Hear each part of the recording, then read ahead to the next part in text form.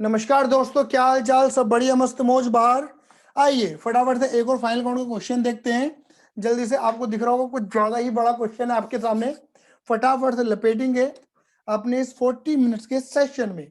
आइए, क्या लिखा हुआ है? ये बहुत बड़ा ट्रायल बैलेंस है, हमें देखना नहीं है। हमें ट्रायल बैलेंस दरगाह शुभो भैया का है ना, फाइनल काउंट बनाने 31 मई 2019 के, यानी कि जो हमारा करंट ईयर है वो 31 मई 2019 है, और बैलेंस शीट बनानी उसी दिन की। मैंने आपको बताया था कि अगर आपको नीचे इन्फॉर्मेशन दे रखी है, एडिशन इन्फॉर्मेशन एडजस्टमेंट दे रखी है, तो पहले उनको डील करें। ओए होए ओए होए ओए होए। अगर आप देखोगे ध्यान से तो आपको कितने पॉइंट दे रखे हैं? पूरे 5 पॉइंट दे रखे हैं। डेप्रिसिएशन लगाने लैंड एंड बिल्डिंग से 6%, plant and machinery 10%, office equipment के ऊपर 20%, फर्नीचर के ऊपर 15%। अगर आप देखोगे तो पॉइंट नंबर 1 कहाँ कहाँ से कनेक्टेड है, देखो मैंने ऑलरेडी लिखा हुआ है। देखो जी, point number 1, point number 1, point number 1, point number 1 लिख दिया बेटा मैंने। ठीक है ना, पॉइंट नंबर 1 कहाँ कहाँ से कनेक्टेड है पूरा लिखा हुआ है। फिर है पॉइंट नंबर 2, क्या लिखा है? Calculate provision for provision for doubtful debt at the rate 2% debtor. Debtor से कनेक्टेड पॉइंट है point number 2, debtor debtor debtor, देखो ये रहा डेटर, पॉइंट नंबर 2। क्या यहाँ पे पहले से कोई बैड डेट? देखो यहाँ पे बैड डेट वगैरह भी दे रखा है, और प्रोविजन तो कुछ गिवन नहीं है। आगे चलते हैं।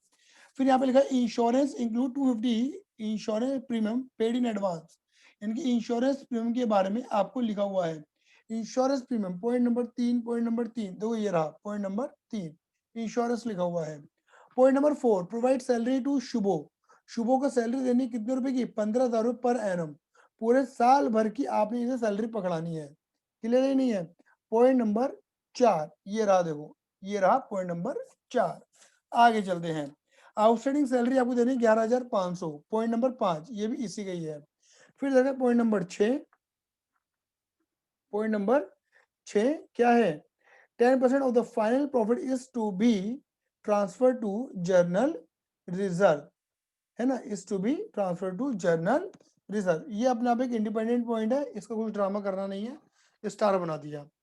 अभी तक के क्वेश्चनों में तुमने क्लोजिंग स्टॉक देखा था, अभी तक के क्वेश्चन में तुमने क्लोजिंग स्टॉक देखा था, बट यहाँ पे क्लोजिंग स्टॉक गिवन नहीं है। आपको देखो देखो क्लोजिंग स्टॉक कहाँ पर गिवन है, ये रहा।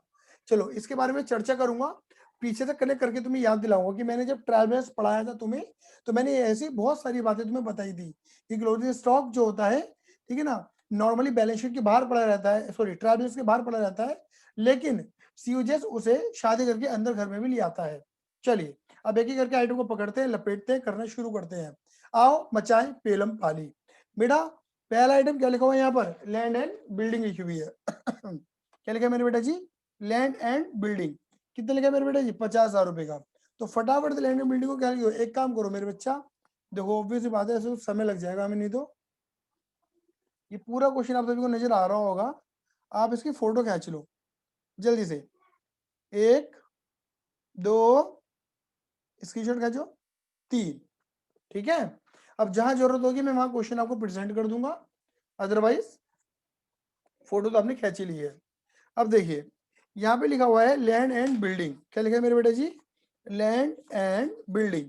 लैंड एंड बिल्डिंग कहाँ जाएगा मेरे बेटा जी? एसेट्स में, लैंड एंड बिल्डिंग। चलो जी, कितने रुपए दे रखा है मेरे बेटा जी? ये आपको दे रखा है 50,000 रुपए land and building. Land and building के रिलेटेड दे रखा है पॉइंट नंबर 1, पॉइंट नंबर 1 दे रखा है। पॉइंट नंबर 1 में बोलो लैंड एंड बिल्डिंग के ऊपर क्या लगेगा? डेप 6% का।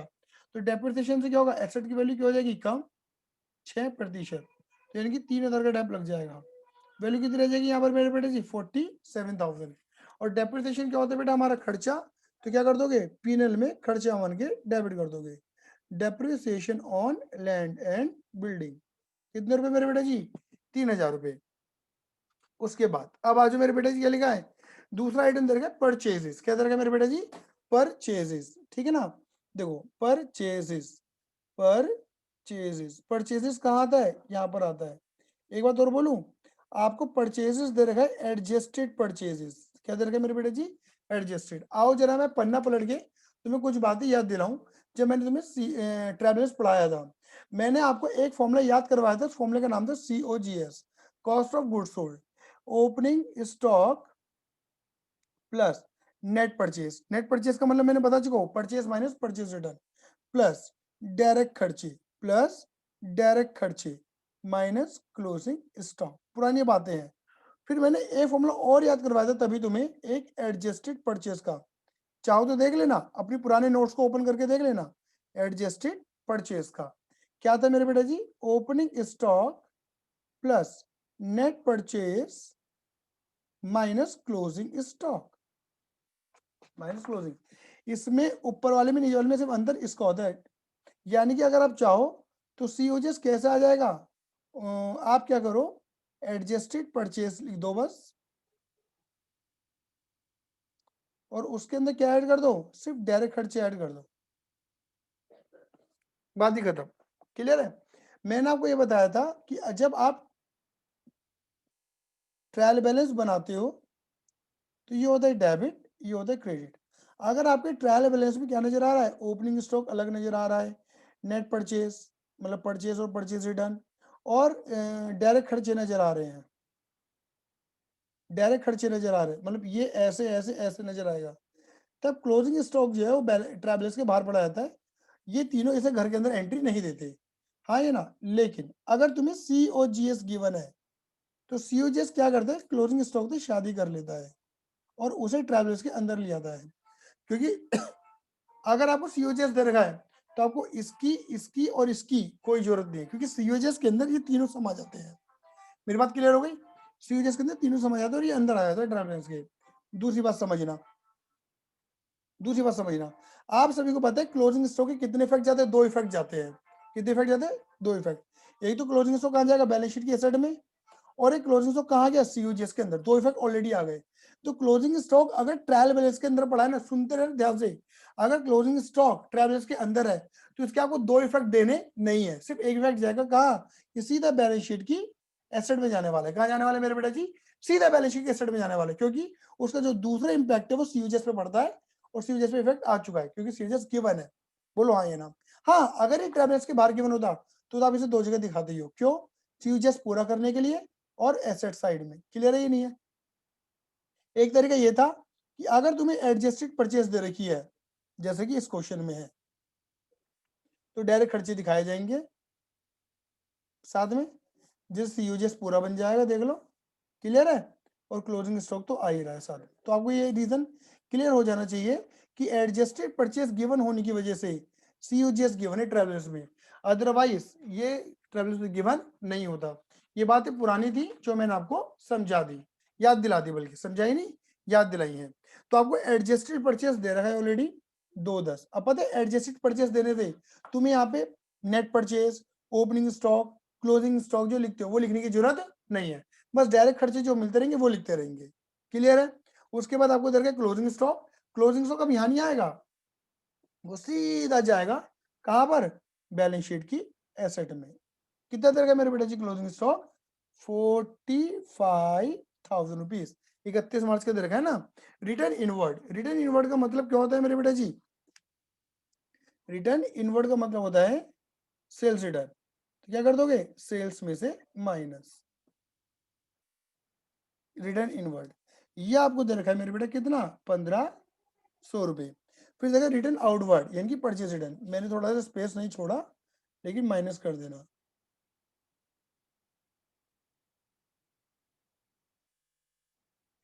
रिटर्न आउटवर्ड आपको दे रखा है 2500, ये माइनस करने के बाद, ये कटिंग हुई, होनी नहीं चाहिए थी। चलो चलिए, उसके बाद आपको क्या दे रखा है, वेजेस, ये हमारा डायरेक्ट खर्चा है, ये हमारा आएगा, ये आएगा। वेजेस, वेजेस हमें दे रखी है 45,300, कोई पॉइंट नहीं है। सैलरी, अब सैलरी क्या होगा मेरे बेटे जी, सैलरी देखते रहना मेरे बेटे जी, सैलरी, सैलरी से कनेक्ट, सैलरी पहले यहाँ दिखा दो, ये हमारा इनडायरेक्ट खर्चा है P&L में। सैलरी कितने रुपए मेरे बेटे जी, 39,000 रुपीज। अब सैलरी से कनेक्टेड करके पॉइंट नंबर 4, पॉइंट नंबर 5, देखो ये रहा, ये देखना जरूरी है, पॉइंट नंबर 4 को, पॉइंट नंबर 5 को। हमें सुबह, सुबह कौन है हमारा मालिक, मालिक को भी सैलरी देनी है, और आउटस्टैंडिंग सैलरी हमारी कितनी, 11,500। पहले आउटस्टैंडिंग सैलरी की बात कर लेते हैं। आउटस्टैंडिंग सैलरी क्या होती है कि हमारी सैलरी तो बनती है इस साल की, बट पे नहीं करी, लेकिन खर्चा तो है ना 11,500 का, तो खर्चा मान के क्या कर दो, ऐड कर दो। और क्योंकि पे नहीं करी है तो तुम्हारी क्या बन जाएगी, लायबिलिटी बन जाएगी, तो तुम क्या दिखा दो, बैलेंस शीट की लायबिलिटी में दिखा दो। क्लियर है ये नहीं है। अब मालिक को सैलरी देनी है, तो देखो ए, हालांकि तुम जब 12th क्लास में जाओगे तो ये सैलरी जो है ये अप्रोप्रिएशन का पार्ट माना जाता है, वो तुम फ्यूचर में सीखोगे। फिलहाल हम सैलरी टू सुबह जो है, ये मालिक की जो सैलरी 15,000 पूरे साल भर की, इसे हम खर्चा मान के दिखा रहे हैं। और क्योंकि हमें मालिक को देनी है तो क्या करेंगे, मालिक की कैपिटल में ऐड कर देंगे। यहाँ पे सैलरी के नाम से मालिक की कैपिटल बढ़ा देंगे 15,000। घर पे जाके कैश में नहीं देते, कैपिटल बढ़ा देते हैं। मालिक को अगर पैसा निकालना होगा तो ड्रॉइंग कर लेगा, हमने तो कैपिटल में डाल दिया पैसा। जैसे बैंक वाले हमारे खाते में पैसा डाल देते हैं ना, दिलो हर चीज की मैंने डबल एंट्री मारी है। बिना डबल एंट्री के हमारा काम नहीं चलेगा, क्योंकि जहां हम डबल एंट्री, मेरे कैलकुलेटर खराब हो गया, देखिए मुझे ऐसा लग रहा है।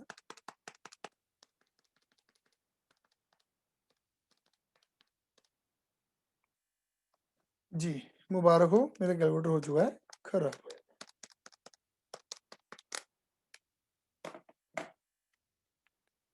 ओके, एक मिनट रुकना, बस 1 मिनट रुकना।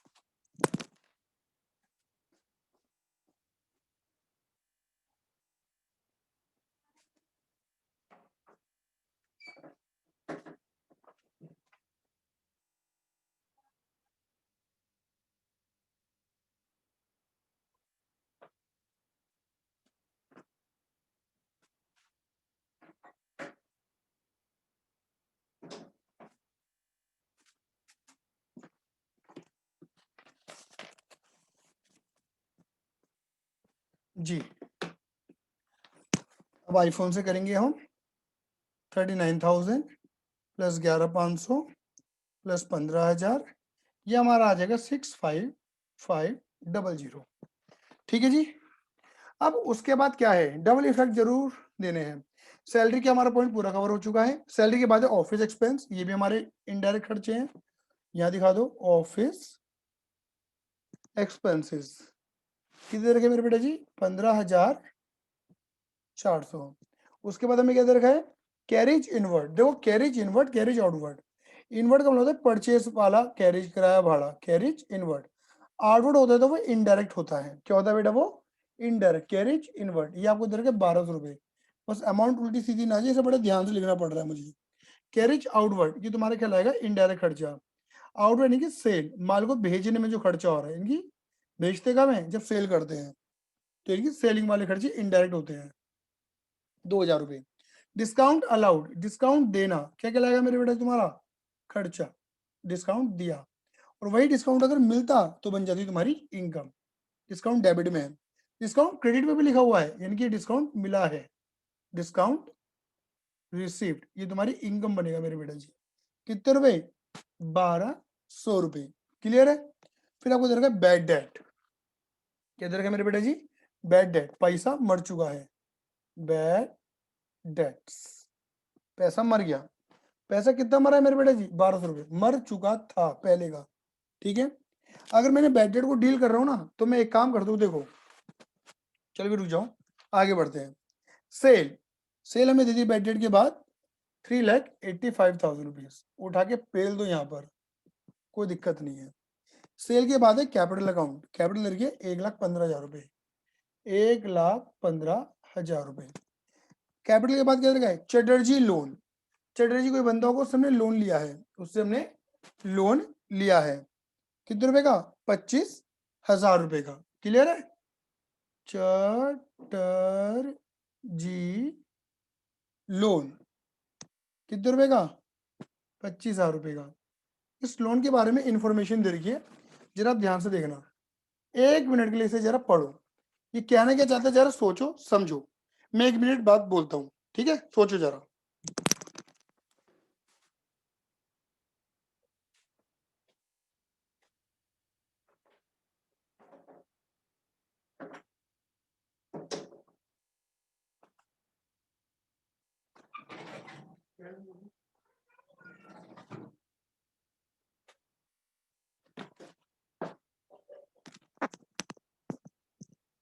हाँ जी, सोचा। चटर्जी लोन कहना क्या चाहता है कि ये लोन लिया था 1 अक्टूबर 18 को, 18% पर एनम पे। हमारा ईयर एंड कब हो रहा है, ये देखो ये लिखा हुआ 31 मार्च 19 में, और लिया है 1 अक्टूबर 18 को। दिमाग लगाना जरा, कहानी कहने क्या चाहती है, दिमाग लगाना मेरे बेटा, बहुत इंपॉर्टेंट कहानी है। देखो जी, लोन लिया है 1 अक्टूबर 18 को, ठीक है, और 31 मार्च 19 हमारा एंड है, यानी कि इस साल में हमारा कितने महीने का इंटरेस्ट बनता है, 6 महीने का इंटरेस्ट। चटर्जी का जो लोन था वो लोन है मेरे बेटा 25,000 रुपए का, 25,000 का कितना परसेंट, 10% का, सॉरी 18% का हमारा ब्याज बनता है, वो भी कितने महीने का, 6 महीने के अकॉर्डिंग। निकाल के देख लो मेरे बेटा जी, 25,000 के ऊपर 6 महीने का ब्याज कितना बैठेगा, 25,000, इसे बोल 25,000 के ऊपर 18% 6 महीने का, ये इंटरेस्ट बने तुम्हारे 2250, यानी कि तुम्हें इस लोन के ऊपर, इस लोन के ऊपर, चटर्जी के लोन के ऊपर 18% जो लोन है इसके ऊपर पर एनम तुम्हें इंटरेस्ट अभी पे करना है 2250 इस साल का 6 महीने का। एक काम करते हैं, हमने कितना इंटरेस्ट पे करा है एक बार चेक करें।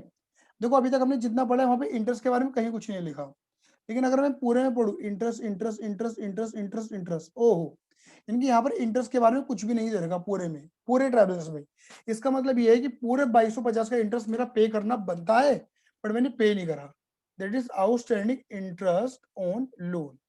क्लियर है, कैसे निकाला, यहाँ पे कैलकुलेशन दिखा देते हैं, 25,000 का मैंने लगाया 18%, वो भी 6 महीने के अकॉर्डिंग, इसे बोलते हैं हिडन एडजस्टमेंट।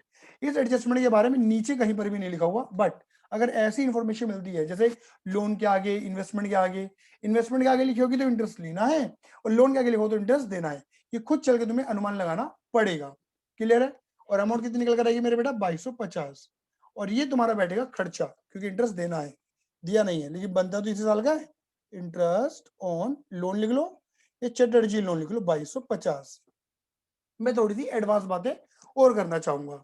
अगर मान के चलो यहाँ पर 1%, हालांकि दे नहीं रखा, लेकिन अगर यहाँ पर इंटरेस्ट लिख दिया जाता है ऐसे करके, और लिख दिया जाता है इंटरेस्ट 1500 रुपये, इसका डेबिट में लिख दिया जाता, तो इसका पता क्या बोलते कि मेरा इंटरेस्ट 2250 बनता है, 1500 का इंटरेस्ट डेबिट है, यानी कि इतना इंटरेस्ट हम दे चुके हैं, 2250 में 1500 दे चुके हैं, 750 पेंडिंग है। तब आप यहाँ पे कितना दिखाता है आउटस्टैंडिंग पता है, 750, और यहाँ पे आप दिखाते 1500 ट्रायल बैलेंस से प्लस 750 ऐड करके 2250 का पूरा पूरा खर्चा दिखाते। क्लियर है, हमें एक्चुअल आउटस्टैंडिंग अमाउंट पता लग जाती, अभी तो पूरा आउटस्टैंडिंग है हमारा, ठीक है। फिर हमें दे रखा है चटर्जी लोन के बाद इंश्योरेंस, इंश्योरेंस पे करना हमारा कहलाएगा खर्चा, इंश्योरेंस, इंश्योरेंस हमें दे रखा है डेबिट में 1500 रुपये। इंश्योरेंस के बारे में बोला गया है पॉइंट नंबर 3, पॉइंट नंबर 3 अगर मैं नीचे आके पढ़ता हूँ तो लिखा है 250 insurance premium paid in advance, मतलब 250 रुपये का जो इंश्योरेंस है वो प्रीपेड है, यानी कि एडवांस पे कर रखा है।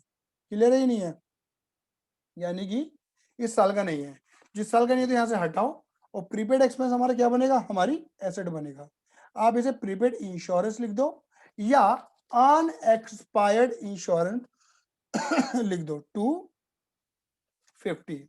उसके बाद मेरे बच्चे यहाँ पर क्या लिखा हुआ है, कमीशन, कमीशन देखो दिमाग, ये देखो दिमाग लगाना, ये नहीं तो ट्रेवल्स के अंदर पढ़ाया था। कमीशन देखो यहाँ पे क्या लिखा है, कमीशन डेबिट में नहीं है, कई बच्चे कमीशन खर्चा मांगे डेबिट, लेकिन ध्यान से देखो, खर्चा मांगे डेबिट कर देते हैं, पीएनएल में डेबिट कर देते हैं। यहाँ पे कमीशन कहाँ लिखा हुआ है, क्रेडिट में लिखा हुआ है, यानी कि क्या है, कमीशन क्रेडिट कब होगा, जब तुम्हें कमीशन मिलेगा तभी तो वो इनकम है, तभी तो वो क्रेडिट है। तो इन कॉलमों को भी देखते हुए चलना, क्योंकि हमने एक चीज सीखी थी, अगर कमीशन लेते हैं तो इनकम, देते हैं तो खर्चा, कुछ नहीं लिखा है तो खर्चा, बढ़िया स्पेसिफिकली लिखा हुआ है ना, कमीशन क्रेडिट लिखा हुआ है तो इनकम मानेंगे। प्लांट एंड मशीनरी 50,000 रुपये, ये क्या है मेरे बच्चे, हमारी एसेट है, प्लांट एंड मशीनरी 50,000 रुपये। और इसके बारे में क्या लिखा है, पॉइंट नंबर 1 अगेन वही सेम, डेप्रीसिएशन कितना बोले प्लांट एंड मशीन के ऊपर, 10%, यानी कि इसके ऊपर जो डेप है वो 10% है, यानी कि 5,000 यहाँ से माइनस, कितना आ जाएगा मेरे बेटा, ये 45। इसके बाद हमें क्या दे रखा मेरे बेटा जी, फर्नीचर एंड फिक्सचर्स, क्या दे रखा मेरे बेटा जी, फर्नीचर एंड फिक्सचर्स, बताइए ये कितना दे रखा, 20,000 रुपये। इसके रिगार्डिंग पॉइंट नंबर 1 है, यानी कि अगेन वही सेम डेप्रिसिएशन। फर्नीचर फिक्सचर के ऊपर कितना डेप है मेरे बेटा जी, 15% का, यानी कि 3,000 रुपये का डेप। क्लियर है, 17,000 रुपये। अब बताइए, लिख दो जी यहाँ पर 2 depreciation on plant and machinery, और 2 depreciation on furniture and fixture, ये तो आपका आ गया। ओहो चलो कोई नहीं, मैंने स्पेस देना था, थोड़ा सा रह गया। चलो 5 और 3। उसके बाद हमें दे रखा है बी आर। बी आर मेरे बेटा हमारी एसेट है, एसेट में दिखा दो। बी आर हमें दे रखा है मेरे बेटा जी अगेन 20,000 रुपए का। डेटर, सन्ड्री डेटर, डेटर हमें दे रखे 40,000 रुपए के।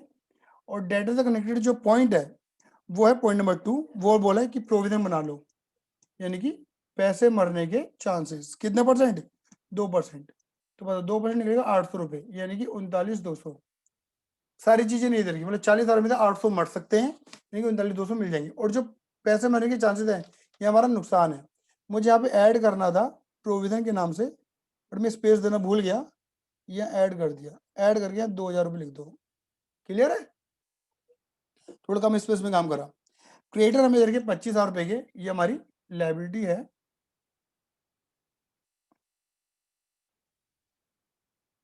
उसके बाद हमें क्या दे रखा है, कैशियर बैंक।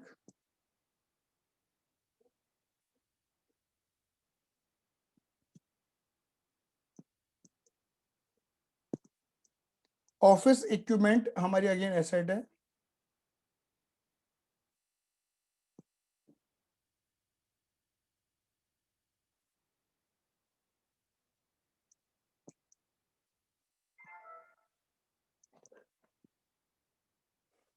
$9,600। और डेप्रिसिएशन को यहाँ दिखा देंगे।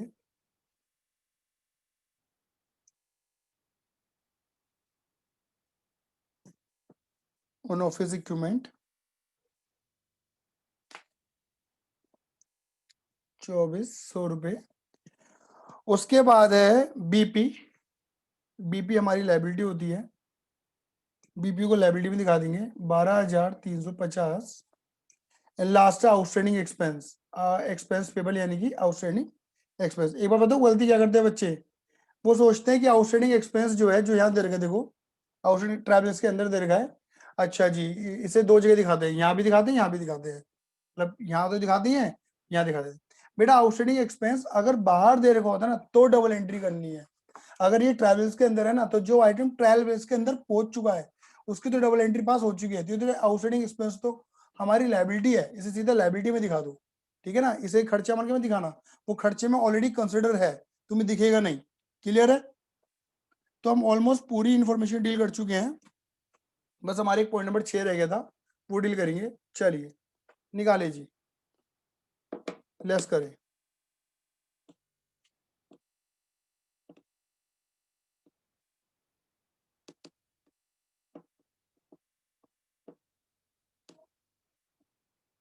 ये हमारा आएगा 3,83,500।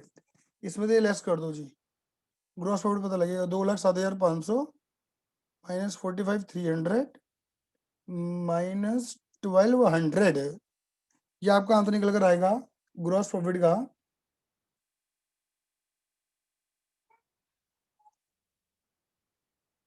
1,29,500।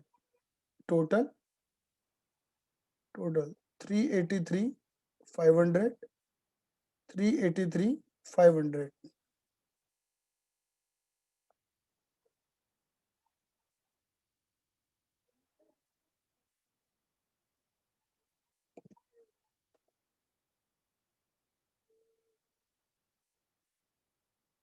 1,200, 1,500 माइनस कर दो सारे खर्चे, 2,400 नजर आ रहा होगा। लो जी दिखा भी दो सारे खर्चे, पीने वाले देखना, देखो 2,400, 1,250, 2,250, 750, 2,000,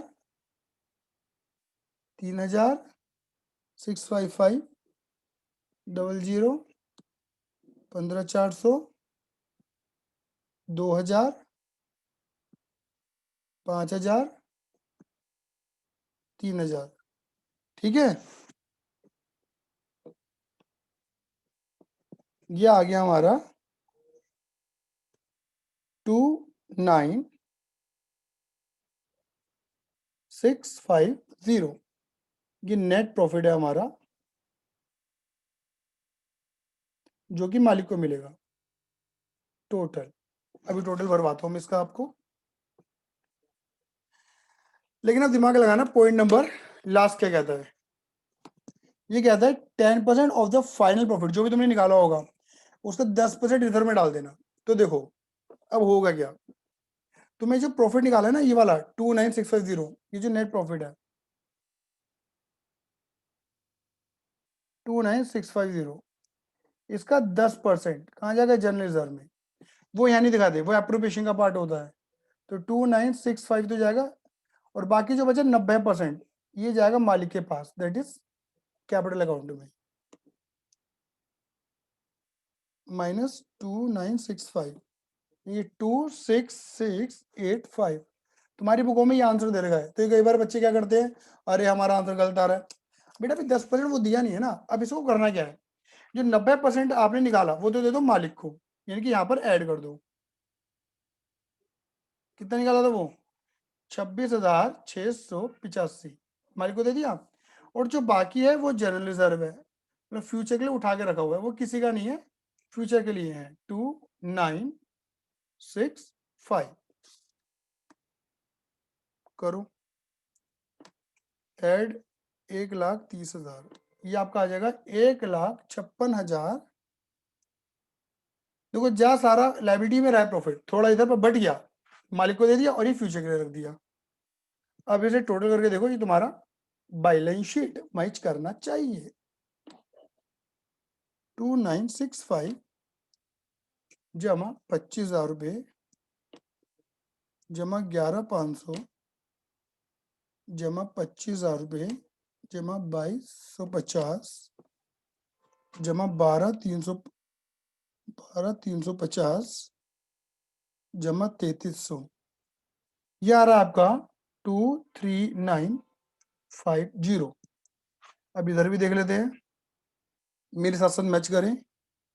47,000 45,000 250 45,000 17 20 39,200 16,096। अरे यार ये तो मैच कर गया। क्लियर है, आराम आराम से होले होले हो जाएगा प्यार छलिया, होले होले हो जाएगा प्यार। क्लियर है, बहुत सारी बातें थी जो हमने रिकॉल भी करी, पुरानी बातें थी, समझी भी, नई बातें। ठीक है, और फिर हम अब इसकी प्रैक्टिस भी देखेंगे। क्लियर है, होप सब सभी को समझ में आया होगा। फिर भी कोई दिक्कत परेशानी हो तो मुझे बताइएगा, 9953247951 पे व्हाट्सएप करिए। आज धन्यवाद, tata bye bye, see you, love you, जय हिंद, जय भारत।